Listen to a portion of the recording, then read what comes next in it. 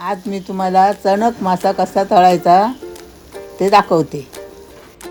चणक तळण्यासाठी लागणारे साहित्य: मीठ, हळद पूड, आलं लसणाची पेस्ट, मिरची पूड, गरम मसाला आणि चिंच भिजवून त्याचा कोळ घालावा.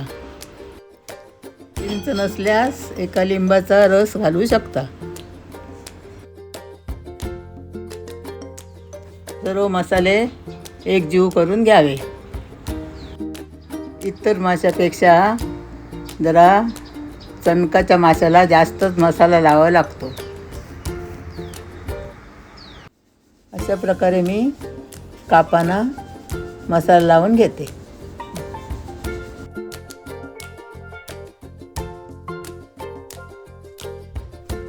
या माशाला गोव्यात आणि कोकणात चणक म्हणतात आणि मुंबईत त्याला जिताडा म्हणतात.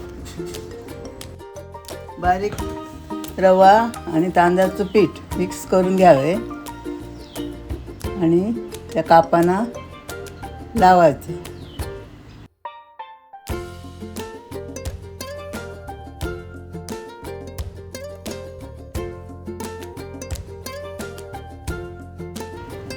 तव्यात तेल घालून तेल तापल्यावर एक एक काप सोडावे.